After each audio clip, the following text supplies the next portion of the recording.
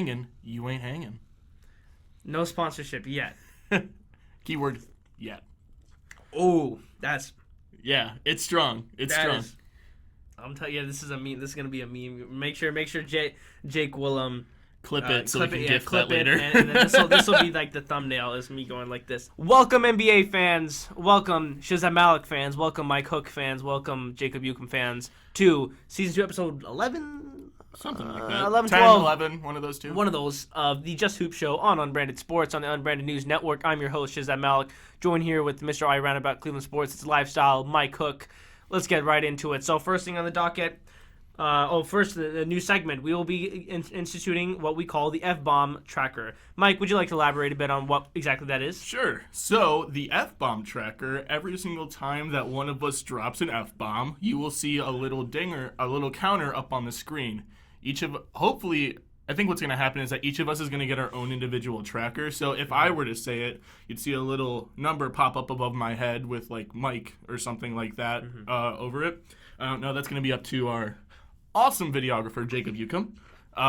So yeah, just be on the lookout for the F-Bomb Tracker. And yeah, let's get right on into the content. All right. First thing up on the docket, All-Star Weekend. Sorry, I felt like a high frequency in my ear. The bang just hit you. The bang just hit me.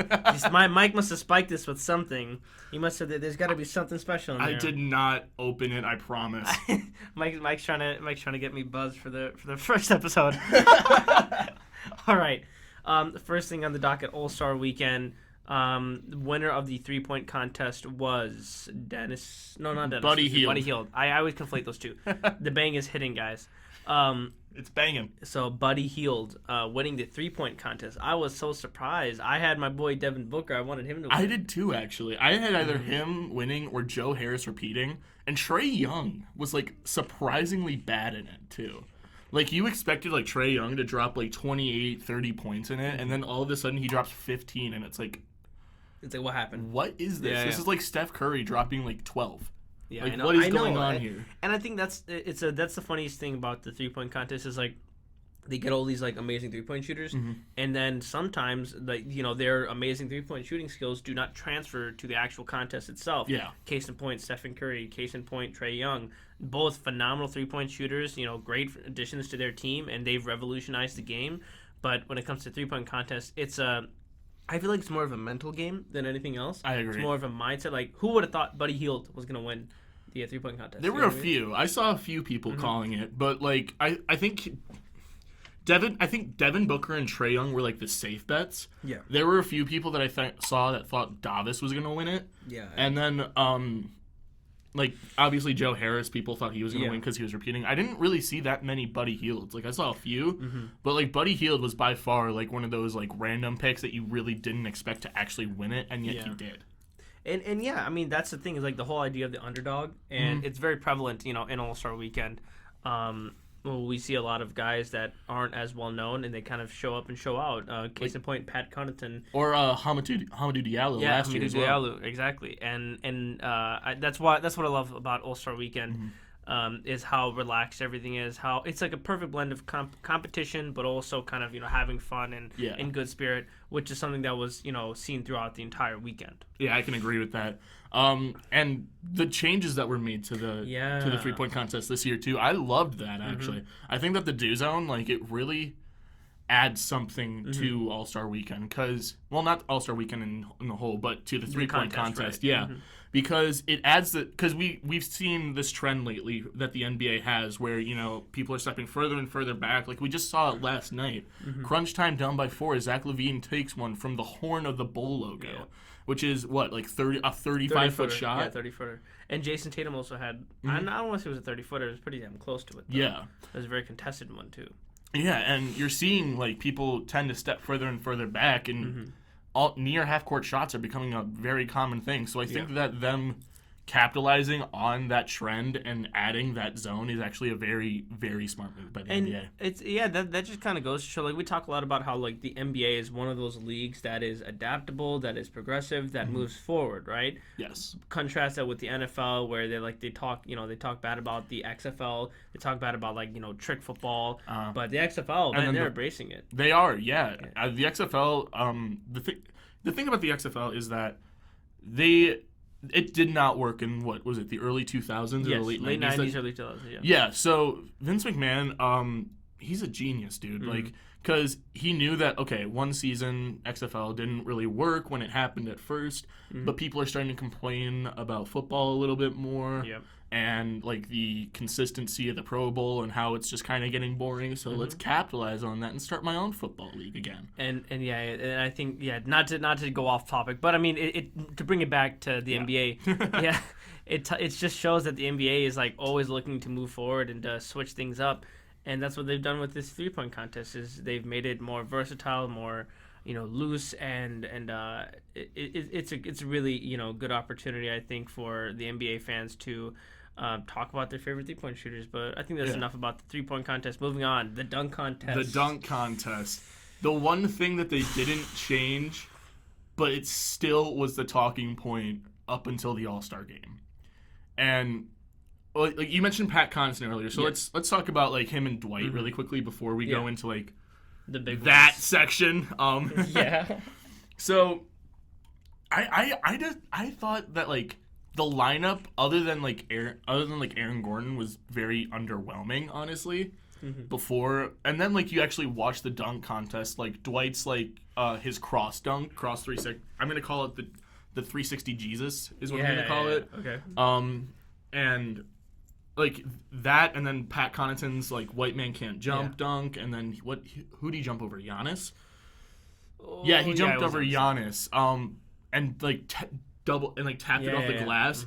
Those dunks, like nobody's talking about them, but they were like amazing dunks, actually. And I think I love doing this because this is like, it's kind of like a break from like the traditional like NBA analysis. This is showmanship. This is entertainment. You know what I mean? And the aspect of the whole, putting on the shirt from Woody Harrelson's role in White Men Can't Jump and embracing that kind of aspect. And then obviously the classic, Dwight Howard as Superman, like with the 24 on his chest instead. Right. Well, we don't see that as much anymore in the dunk contest. We just see. I mean, obviously we saw it in, was it 2016 with Aaron Gordon versus Zach LaVine? Yes. That was just pure like.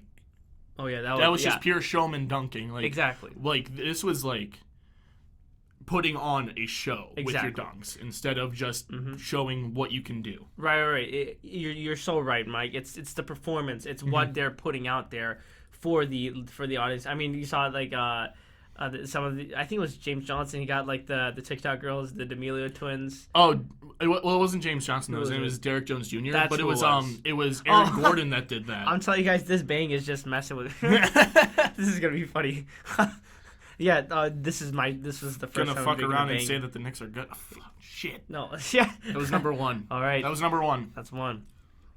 But yeah, to get back on topic, Derek Jones Jr. like he really put a lot into the showmanship. But I think but to finish on the underdogs and then moving on to the bigger dogs, I think that they both gave out great dunks. They put out in good performances, but for whatever reason, like the judges, which we'll get into, they just couldn't see it, and they got left back in the previous rounds. I mean, Dwight did get a 49. Pat Connaughton got a 50, which was awesome to see because nobody had Pat Connaughton like doing anything special going into this. Why? Because he's a 6'5" white guy. Yeah. I mean, if we're gonna be honest here, like nobody had him because he's a 6'5" white guy going up against Dwight Howard, Aaron Gordon, and Derek Jones Jr., who has like a 45-inch vertical. Oh my god! But I think Dwight was the most underwhelming out of everybody. Like, sadly, other than yes, I think it's because of, and I hate to interrupt, but like because he set such a crazy example of him in the years past. You know what I mean? And he's older now, and his Kobe Memorial dunk, like we've seen him do that before. Yeah, that's true. It would have been a lot more memorable if he did a Kobe Memorial where he did something new. But it's his most classic dunk. Like we're never gonna forget the Superman dunk where he threw it in. But I'd say he was definitely the most underwhelming. Pat Connaughton definitely showed up. He did his thing. Shout out to Pat Connaughton. But let's go on to Aaron Gordon and Derek Jones Jr. Oh my god. All right, let's take a drink. Let's take a drink. Let's just. All right.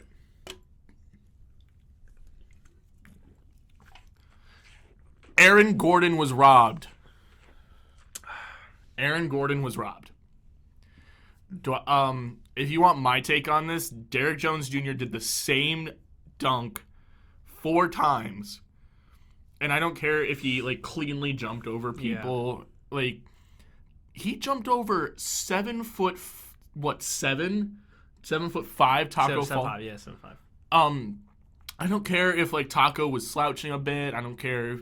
I think Jorge said, like, because obviously he's a Heat fan, he said Derrick Jones Jr. did it right, not dragging your nuts across somebody's forehead. I was like, all right, come on now. It's Taco Fall. Yeah. The guy's literally a giant. I mean, the fact that he could even clear him and just barely get his stuff over him is remarkable in and of itself. Here's the thing. That dunk wasn't planned. Really? That dunk was not planned. Holy cow. Yeah, because he came out, wasn't he? Yeah, he came out. He came out of the tunnel. They're like, Taco Fall onto the court. I think it was Taco that said afterwards, like, dude, I was scared for my life because I didn't know that I was going to be doing this. Oh, my goodness. And I think I saw a TikTok of all things. I think it was Jesser was his name. Jesser Laser, yeah. And he was going around, like, interviewing... If I have the wrong person, I'm sorry, but like it was I think it was Jesser at least. He was going around like interviewing NBA players and asking them like really stupid questions, and the most serious question was Aaron Gordon, and he goes like, "Will you jump over Taco Fall in the dunk contest?" And like this was like a day before the dunk contest too. Oh, wow. So I think that literally Aaron Gordon was like, "Wait, this guy asked me that. Screw it, I'm gonna do it." Yeah. And like, but Derrick Jones Jr. consistently just under the leg, and only really got points. I'm going to say this, only really got points because of his vert and his power. Yeah. If it wasn't thanks to that, he wouldn't have gotten multiple 50s because he did the same dunk over and over and over. Pretty much. Yeah, that's what I was like, because I was watching this actually with Connor, fellow host at B-Dubs, and we were thinking like, we've seen that dunk like 5 times in a row. Like it's getting old. And Aaron Gordon did it too. Like Aaron Gordon, I think, did it once or twice. But he changed it up because he had that amazing like spin windmill off of the side of the backboard. Oh my God! Easily a top 10 dunk of the dunk contest of all time. He obviously jumped over Taco. Yeah. And then oh God, what was it? There was one more that he did, and I can't remember what it was. I can't remember it off the top of my head, so I'm just going to continue. But he added creativity, he added flair, and and had the power and the jumping ability that DJJ had. Yeah. And was more creative. I think that, and he said it afterwards, like, I think he should have 2 trophies right now. Yeah. I don't know about 2, but definitely he should have this year's. Mm-hmm. Yeah, and on top of that, he literally said, "I'm not going to be doing the dunk contest next year." Yeah, because he feels robbed. Like he doesn't. He had what, like 5 straight 50s this year, and I think that's why to bring it to a bigger conversation. This is the problem This is like one of the unintended consequences of the league becoming this like mainstream, popular pop culture, centerpiece. They kind of have to have the celebrity judges, and I'm not saying the celebrity judges are incompetent, but I mean just look at what happened in this dunk contest. Like it just should not have gone that way. No. And like then on top of it, there's a controversy. Like Dwayne Wade was like, "Well, I'm not the only one who didn't give him a 50," and like, one person saying, "Oh, well, we were all supposed to give him 50s," and Dwayne Wade didn't listen or whatever. And it's just like there shouldn't even be a need for all of this. Like just get some like. And just get some judges who actually know what they're talking about. Like, how about they make a rule? Like, what would you think about them making a rule? Like, if you're a former dunk contest competitor, then you can be a judge. I don't know about that because I don't know how many of them. We have a few repeats throughout NBA history, and a lot of them are getting up there in age. So, like, well, I think that's cool. I think it's cool. Yeah, you bring back names. Then it doesn't have to be all of them, but I think there should be like a requirement that there should be like. And again, I don't want to make this a big thing where someone's like, "Oh, Shazab, you're just talking bureaucracy. You're talking regulation." I'm not. I'm just sick and tired of Aaron Gordon going in and just getting robbed. Like that's not right. And on top of that, we're gonna be losing him. This is not right. Yeah, you just lost arguably the best dunker in the entire NBA, not named Zach LaVine. And he flat out said, "I'm never competing in the dunk contest ever again." And again, like some people were like, "Oh, he's just being a brat." If you give up, this is a big thing. This is not like a joke. This is not like a high school dunk contest where or anything like that. This is internationally televised. There's millions of dollars being made by sponsors. And he could have got injured at any point. All these players, and it's like the bigger conversation of all these players are taking a risk by not just taking the entire weekend off or taking and going into All-Star break and having that week off. Instead, they're flying around. They're going to this club, that club. They're partying. They're having fun here. They're at this event. They're playing in this game. They're practicing. Blah blah. Whatever it is. And again, this is their choice. I'm fully in support of empowering players by making their own decisions. They're adults. They're competent adults. They can make the decisions they want. But at the same time, these decisions are going to be impacting our viewer experience and also long term. Like if say just hypothetically, if Aaron Gordon tore his ACL by jumping over Taco Bell or whatever, do you know how bad of a look that would be? He cut himself on one of his dunks too. He cut his wrist on one of his dunks. That's why I'm thinking about that. Yeah, I think it was that windmill one that I was talking about earlier. I think he cut his wrist on the side of the on the side of the rim. It's a huge risk that these guys are taking. Like people always use the argument, oh, they're getting paid millions of dollars, blah blah blah blah blah. Well, yeah, but they're getting paid millions of dollars to literally be Roman gladiators. Like that's what this, and that's because I like to relate a lot back to Greek mythology and tie that to philosophy, and I think that's in ancient times like. As we've seen in the past with ancient Romans, they were the most athletic, right? They were little gods amongst but they were treated like dogs, and they were thrown to fight and live like dogs and for the people's enjoyment. And I'm not going to say that this is exactly what's happening here, because it's not. But there are some kind of ethos and some kind of comparisons that can be made. And I think it ties, I've said bigger conversation 3 times the past few minutes, but it ties to the bigger conversation of All-Star Weekend, the dunk contest, the risks involved. Like John Morant, he exempted himself from everything because he wanted to take the week off or take the entire break off and get ready for winning, which I totally respect. That is his decision. But at the same time, if people are going in for these risks, there should be some due diligence on the league's part to make informed, competent decisions. Oh, speaking of John Morant, did you see him on Twitter like the day after, like the night of? Yeah, it was saying like, now I'm glad I didn't go or something. Yeah, now I'm glad I didn't go. And somebody tweeted at him like, are we gonna see you versus Zion next year? And he's like, not after last night. Wow. See, that's what I'm saying. It's like, this is not just like us complaining, oh, you're going to get robbed. No, it's much bigger than that. It's the future of the dunk contest. It literally just shoved one of the best young players out of potentially seeing him into the dunk contest. You we're not going to get John Morant in the dunk contest anymore, most likely, because of what happened. Because Aaron Gordon was flat out robbed. Yeah. All right, so I think that's enough on the dunks. Moving on to the game, the All-Star game. What do you think of that? The game was great. I like the first 3 quarters. Like, it was like typical. It was typical All-Star game. The pace killed me. Oh my god! It was like same thing with the Rising Star game. I was watching the Rising Star game, and it was like ball change every 5 seconds, and I was like, and then towards the end, it just became like a dunk contest. You know? I mean, which is fun to see because like. This is the first or second time that these players have ever been on a stage like that, so they're just enjoying it. Like you can tell that like they were just kind of having fun and relishing in the moment. Especially players like Zion, Ja, guys like that are in their rookie year. But like with the All-Star game, like there were stakes involved with it, obviously because of the charity and also like getting to the target score at the end. Which was actually a very nice touch. I want them to keep that. This year it was 24 in honor of Kobe. I don't know about keeping that. But I would change it to maybe 25 or something along those lines. Each year it would go up, you think? No, I'm thinking just 25. I was thinking just 25. Like if you want to keep it in honor of Kobe and keep it at 24. We did not spill any bang. What are we talking about? Nothing. Go ahead, Mike. But edit that in post. Just like a zoom in on you. And just that. Yeah, that's actually good. If I left that in. Yeah, no, you can. Let's just make sure that nobody from the library sees it. Yeah.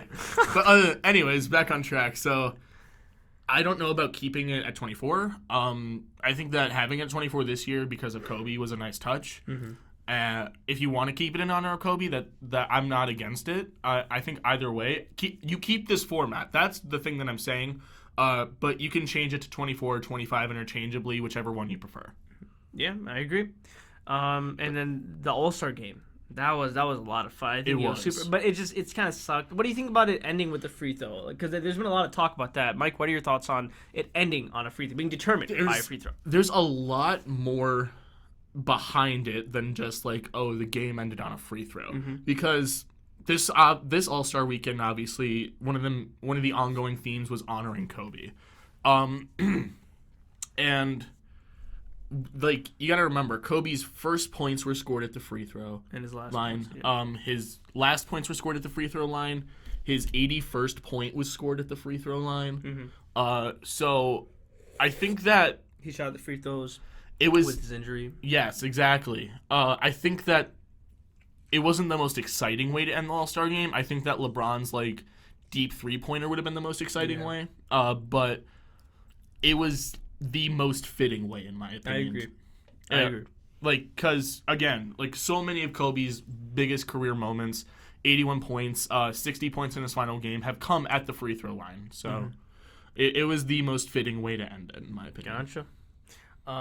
So we're at the 20-minute mark, so we're feeling like we're going to take a quick break. Please stay with us, and we'll be back with all around the association and much, much more. Stay with us. And welcome back to Season 2, Episode 11 of the Just Hoop Show on Unbranded Sports. I'm your host, Shazad Malik. We've got a lot of breaking news that just occurred during the break, and we're going to get to it right now. So first up, Malik Monk, guard for the Charlotte Hornets, has been suspended indefinitely for violating the league's drug policy. Mike Hook, reporter, has more on it. Mike, straight back to you. I mean, you pretty much covered it right there.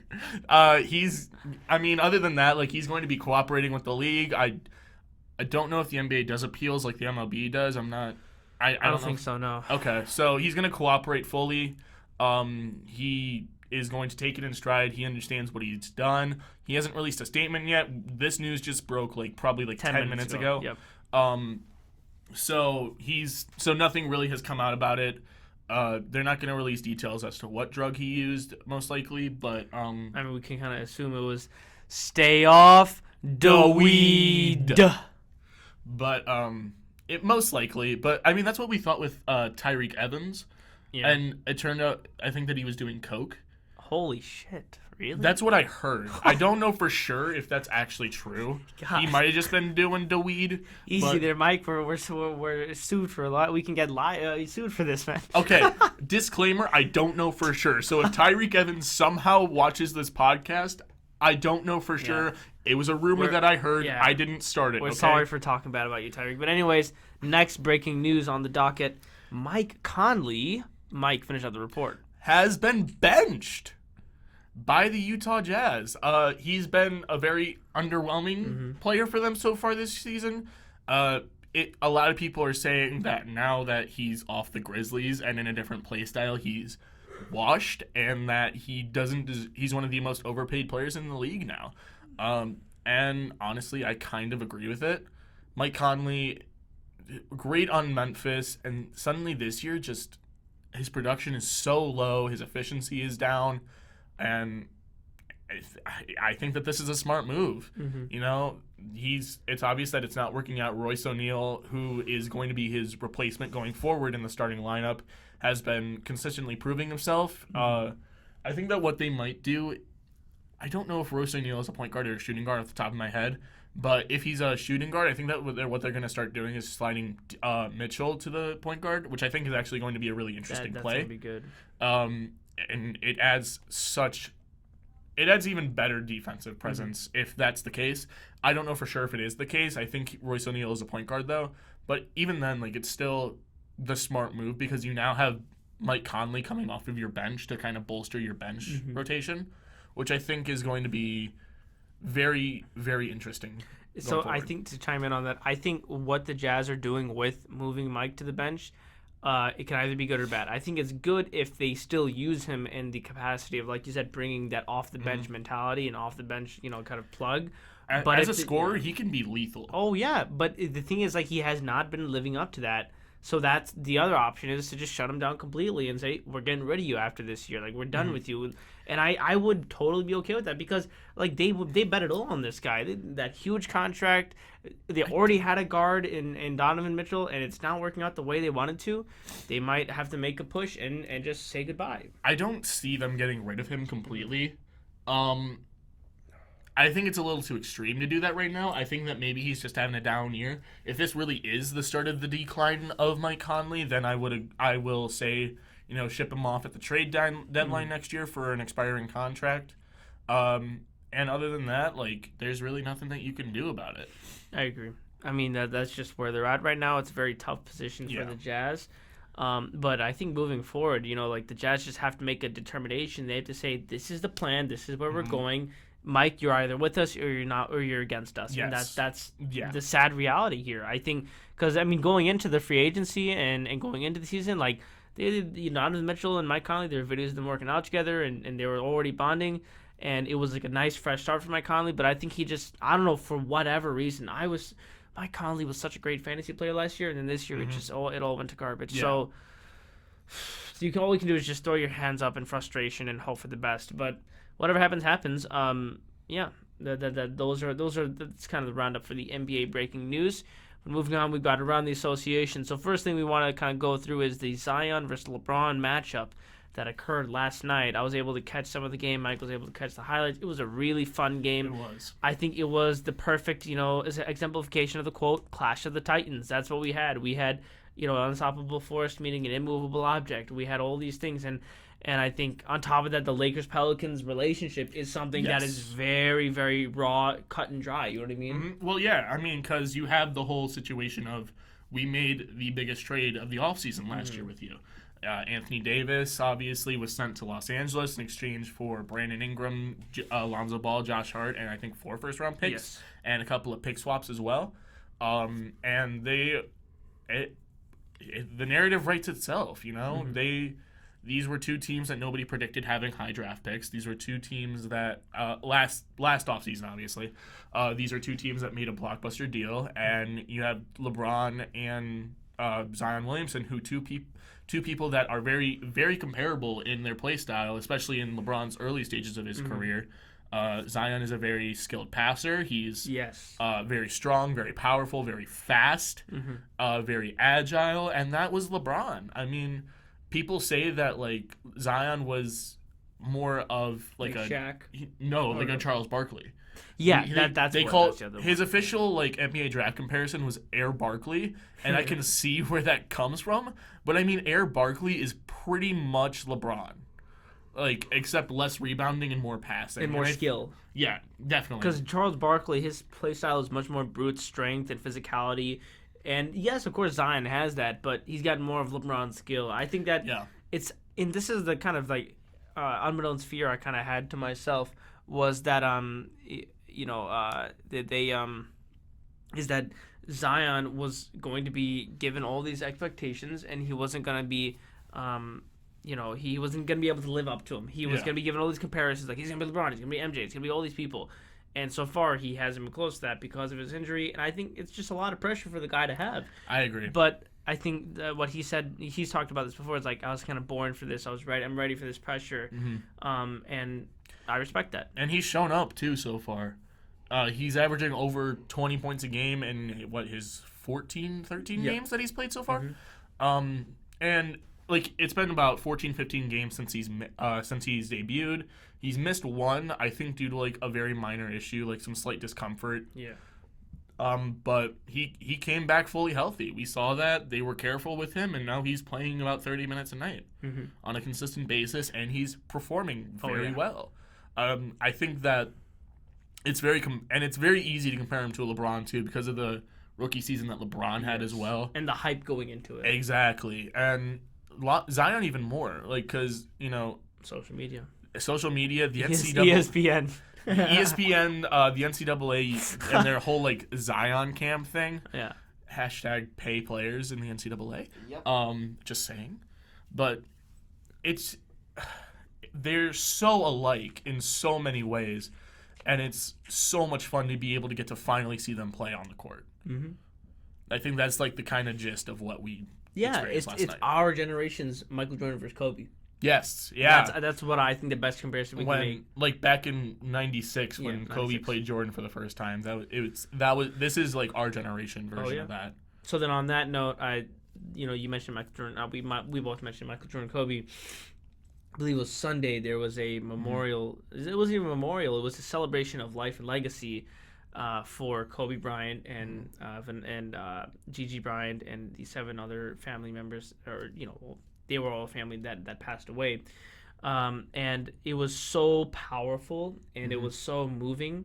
And I mentioned it because Michael Jordan made a public appearance for the first time in God knows when. Yeah, and that wasn't at like his own brand shoe. Exactly. This was him going out of his way to pay his respects to a fallen brother. And just, oh man, the feels, him helping Vanessa off the stage and people saying that's like his last assist to Kobe. Mm-hmm. Man, all the feels. Yeah, and the thing is, I genuinely pray that nobody decides to meme crying Jordan from this. Continue to use the old one, please. Mm-hmm. Like, I don't want to see pictures of Jordan from this event used in a meme, because this is him paying homage to somebody who he respected greatly, and that he was a little brother to him. Exactly. Somebody that left way too early, as well. So I don't want to see it. Mm-hmm. I know a lot of people that don't want to see it. Jordan himself even said it. Yeah. Like, it sucks that it sucks because I know that I'm up here right now crying, and I'm gonna have to go on social media later and see a meme of it. And I want to chime in on that. I think that's like one of the most beautiful parts of this whole thing is that we can crack jokes about it, to kind of alleviate the situation. And I think laughter, positivity, kindness, it's what pushes us through. Yes. So I mean, I agree with what you said, Mike. Like, I think it's the same thing like with LeBron. Like there was a picture of him crying before a game. And like people started using that memes, and like I remember there's like a quote on Twitter, it's like, we're as a collective we're saying we're not going to use this picture, but the thing is people are going to do what they do. I think what matters is who is it affecting, how is it affecting people, and that we can move forward and try to move towards a positive discourse as a community, as a country, as as a collective human and body.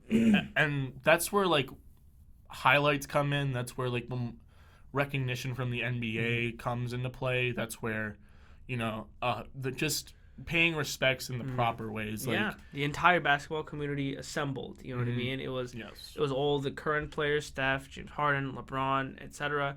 And then it was also the old guard, Michael Jordan, James Worthy, Shaquille O'Neal, Bill Russell. It's like that just these are all the heroes. You know what I mean? Yeah. And to see them assembled, and to sell, and again, the biggest part of this all, Vanessa Bryant. Yeah. God love her. This is insane. Mm-hmm. That's a Joe Biden quote. God love you. God love you. Yeah. Sorry, I had to. No, I gotcha. But to see her with that kind of strength, that kind of compassion, to appear in front of a filled Staples Center, tens of thousands of people, hundreds of thousands of people worldwide, it's world shattering. It's it's world building. You know what I mean? Yes. That kind of strength, the energy behind that.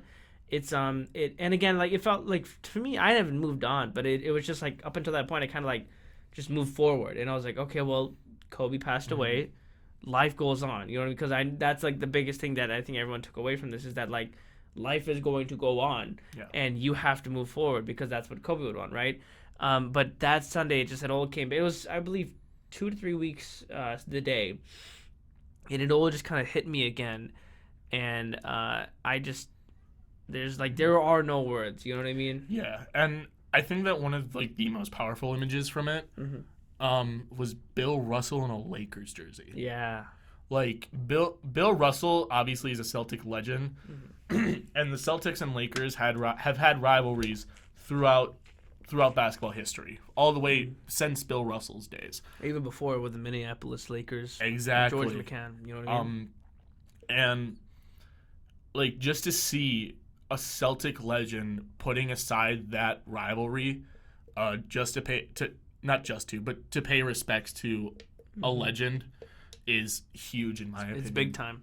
And yeah, it's a lot. Like, look, I can't even look at the videos because, like the videos of people talking at the event because it's so like gut wrenching. Yeah, to see. it's a lot. And it's still. I think this is. I kind of wanted to bring it up just because it's why we do what we do. It's why we work so hard with this podcast. It's why we come in day in and out. That's why we're posting. That's why we're doing what we want to do because Kobe kind of set the example of chasing your goals, setting and achieving and exceeding your goals and moving forward every moment, every day. You know what I mean? Yeah. And my new favorite Kobe quote, Jake, I'm going to tell you right now, you're going to be putting a second F-bomb tracker above me, but Shaq came up to him one day and said, you got to remember that there's no I in team. And then Kobe replied to him almost instantly, yeah, but there's an M-E in that motherfucker. So, and it's one of the perfect Kobe quotes because Kobe knew that there was no Lakers without him. Yeah. In the early 2000s and the late 2000s as well. Kobe knew that Shaq wouldn't have rings without him. Yeah. It wouldn't have happened. He would have stayed on the Lakers and been a perennial second or third round exit. It was because of Kobe that they got over that final hump and actually won championships.